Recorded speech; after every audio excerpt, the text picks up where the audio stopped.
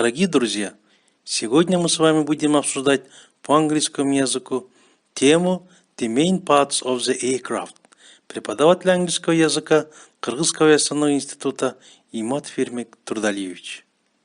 Tail unit, fuselage, wing, power plant, landing gears, turboprop engine. The first turboprop engine was designed in Budapest in 1938. It was tested in August 1940, but it was later abandoned when the World War broke out.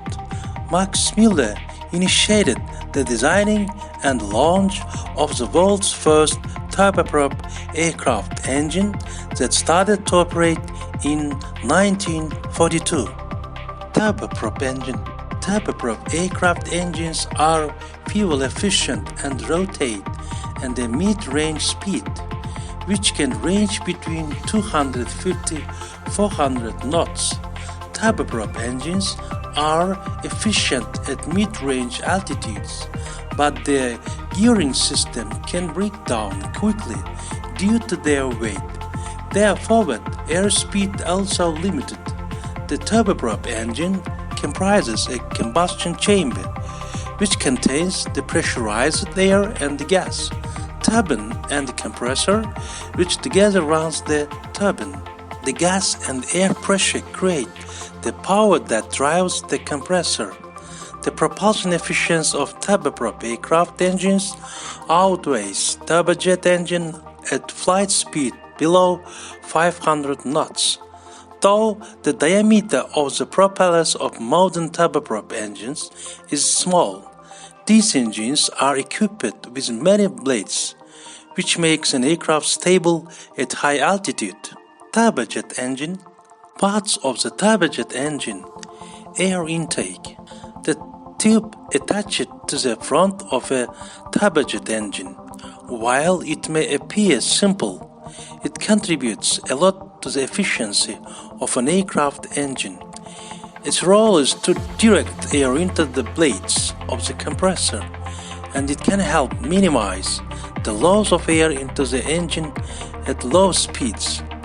The air intake can help slow the flow of the air when the aircraft is flying at high speed. No matter how fast the plane is moving, the air flowing into the engine should be subsonic. The compressor. The role of the turbine in the rear of the aircraft engine is to drive the compressor. It compresses the incoming air to increase the atmospheric pressure. The compressor comprises of a series of fans, with each containing small blades. The role of the compressors is to compress the air as it passes each stage of compression. Exhaust. Their mixture and the burned fuel shoots out of the engine through an exhaust nozzle. The engine produces thrust as the compressed air pulls out of the front side of the compressor, which then pushes the aircraft forward. Turbines. These are a series of fans which work the same as a wind wheel. Their role is to absorb energy as the high-speed air flows through the compressor. Turbines have blades that are attached to the shaft so that they can rotate it. Turbojet aircraft engines have an excellent design. Turboshaft engine. The turboshaft engine is a form of gas-powered turbine that operates the same as a turboprop engine. But unlike a turboprop engine, turboshaft engines don't drive a propeller. Instead, it's used as a helicopters to provide power to the rotor. Turboshaft engines are designed in a way that makes the speed of a helicopter rotor to rotate independently of the gas generated speed. That allows the speed of helicopter rotor to remain constant even when the gas generated speed declines. It also modulates the power that the helicopter produces. Turboshaft aircraft engines are commonly used on helicopters. The only difference between turbojets and the turbofans is that the latter uses much of their power for turning a turbine instead of producing thrust. The turboshaft engine is similar to a turbojet engine, but it has a large shaft that connects the front to the back. Since most of the turboshaft engines are used on helicopters, the shaft connects to the transmission of the rotor blade.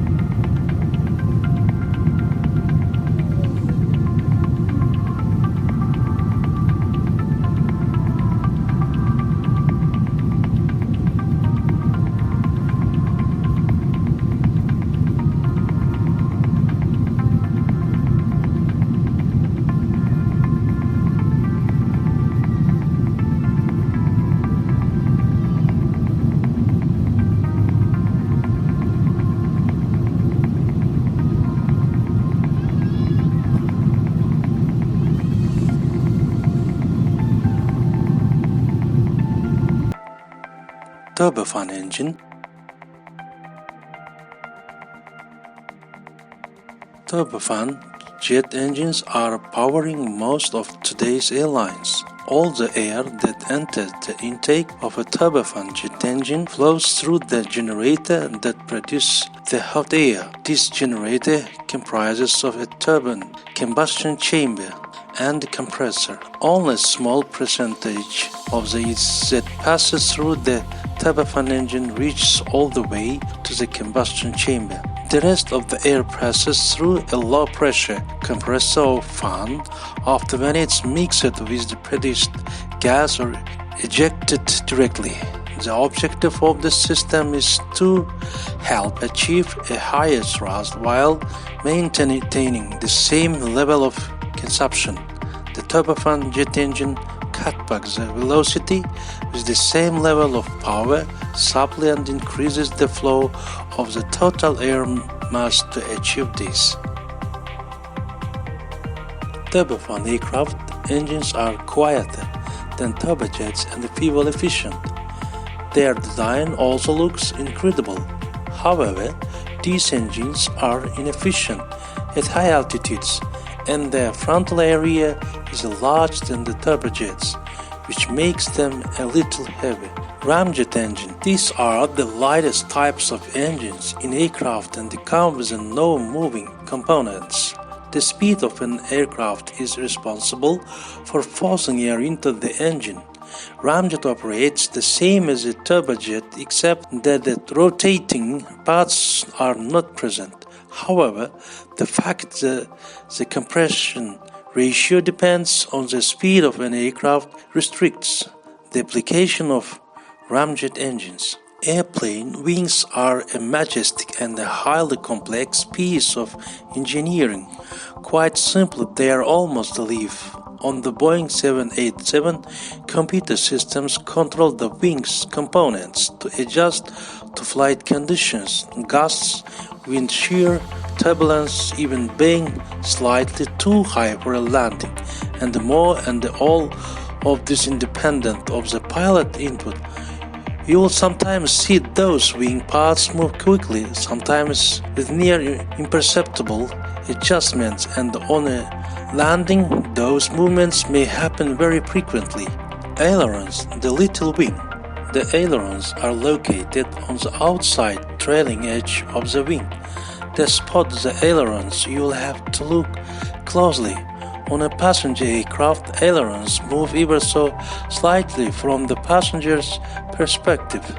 Indeed, when your aircraft is banking in a turn, you may notice that the aileron returns to its flush with the wing position, yet the aircraft continues to bank. It does this because of centripetal force of holding it in a turn. Slats extend outwards from the leading edge of the wing. Their main purpose is to allow the plane to fly at higher angle compared to the relative wind. Slats act to shift the oncoming air over the top surface of the wing. This allows the wing to maintain lift at lower speed, such as when landing.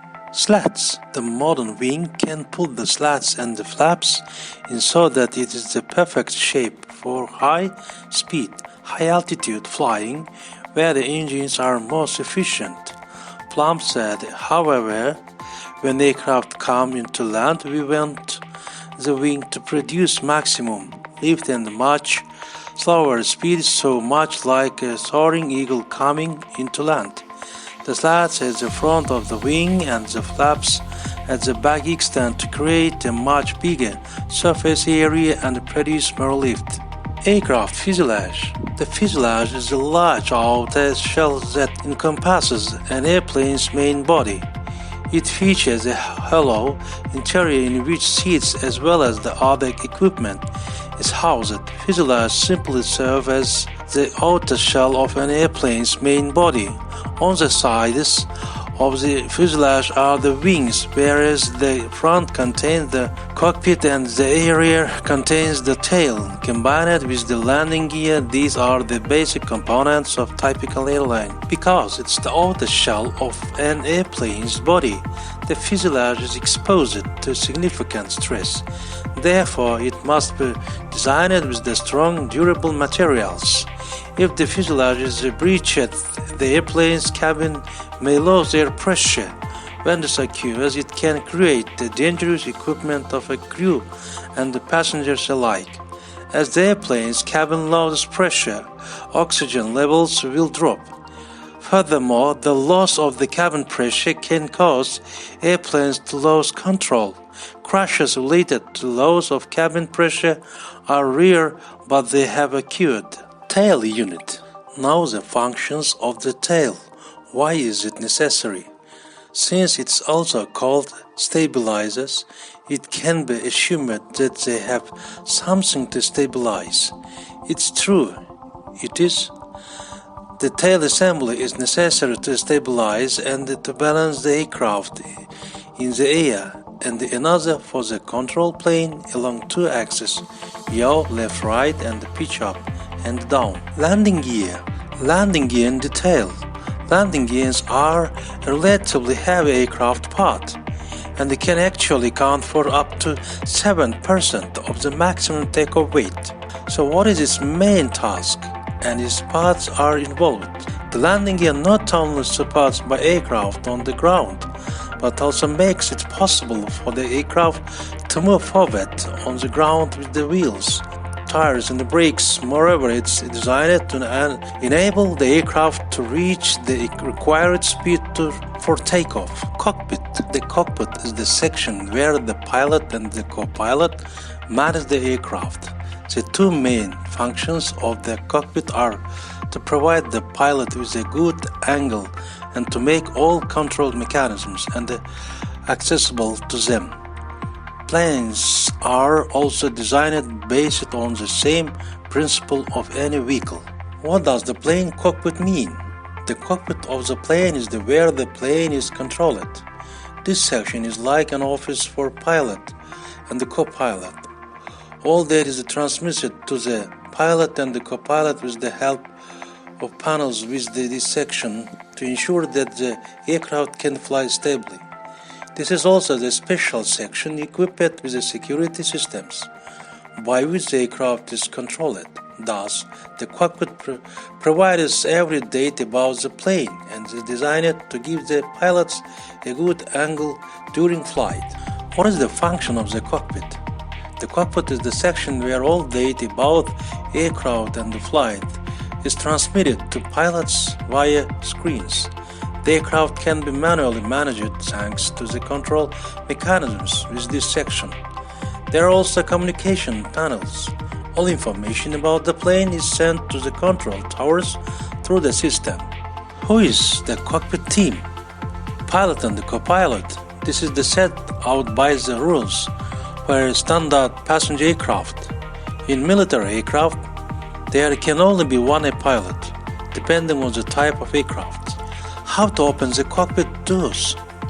The doors have a security system managed from the pilot panel and are opened only with a password.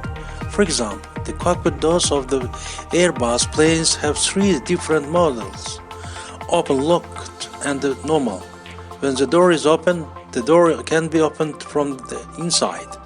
When it's locked, the door cannot be opened for 5 minutes. Even with a security password, it can be even than 5 minutes if the pilot wishes to do so. In normal mode, doors can be opened in 30 seconds using a password. If the pilot gives feedback in 30 seconds, the doors won't open.